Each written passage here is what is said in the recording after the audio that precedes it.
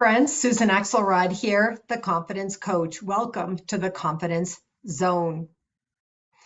You know, it really is not that easy to work with me as a coach.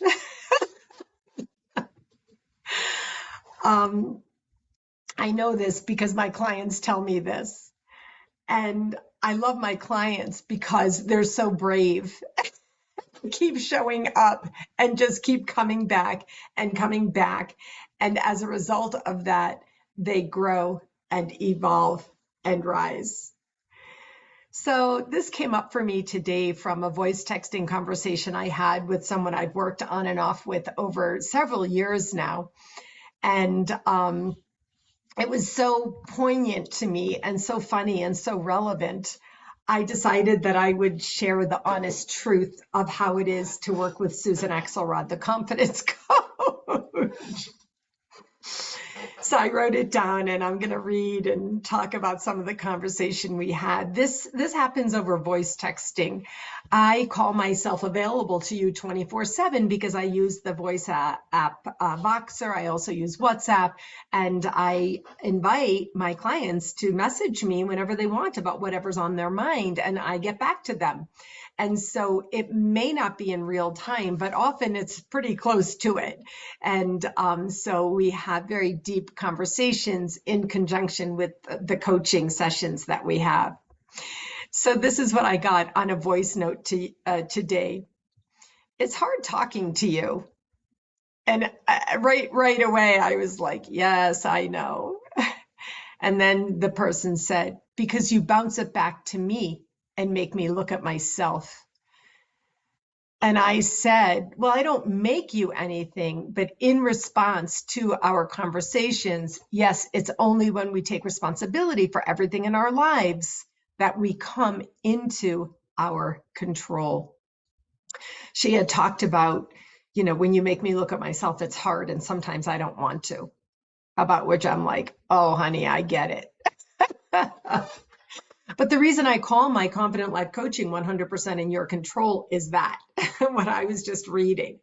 When we take responsibility for ourselves, when we actually look, go in, go deep, reflect, and come back out, we'd be like, oh, damn, that's in my control. I could do something about it. I can change the way I think about it. I can alter my conversation. I can be more impeccable with my word. I can not take things personally and not make assumptions, et cetera, et cetera. So I continued in my voice note to her, we're all only human. God didn't make us gods. God made us human. We think that because of the conveniences of the world today, you kind of feel like a god sometimes, because at the drop of a hat, you can pretty much have anything you want.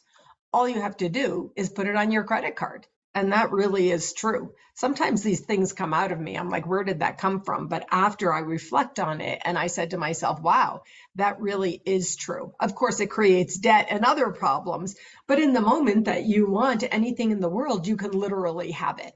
And that is a little bit of a godlike orientation until the foundation becomes shaky from believing that we're more like gods than humans. You say to yourself, I can make everything happen, right?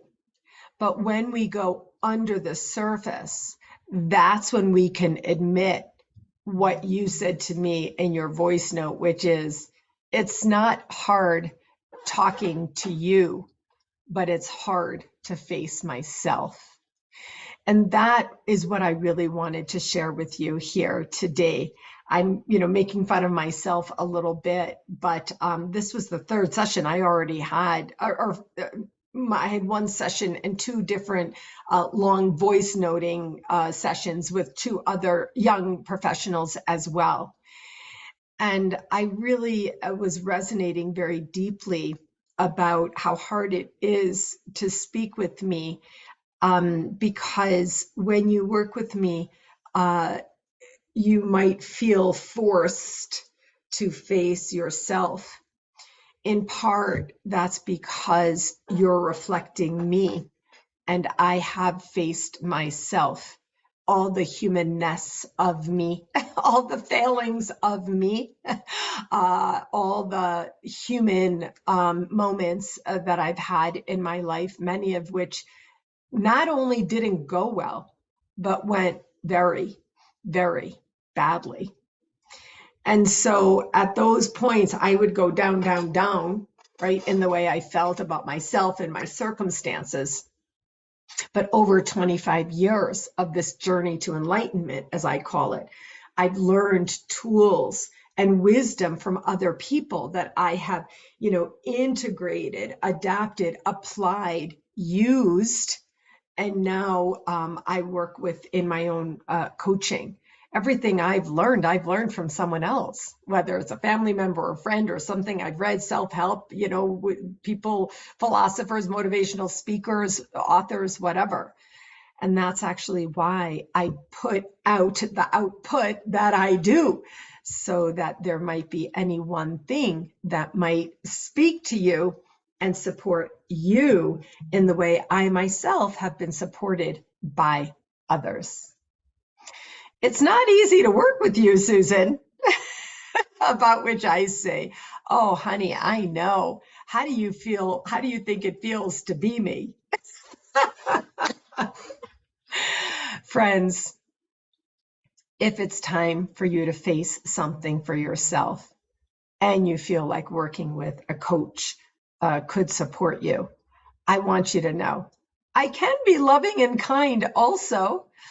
And it must be so, because most of my clients are clients I've been working with for a long time. They keep coming back and back to me over years. It just happened again last week. Somebody I had worked with on and off over 5 years voice noted me and was like, I'm back. I need help. And so we got to it right away. What do you need? What do you need, my friend? What will it take for you to really face whatever you need to face so that you can come back out and be really, in your purposeful space of being on point and living the life that you want to lead? If I can help you with that, I am available. You may not be interested. But if you are, I'm at this point closed out for September, but I'll be having spots open up in October. Contact me. All right. Take good care.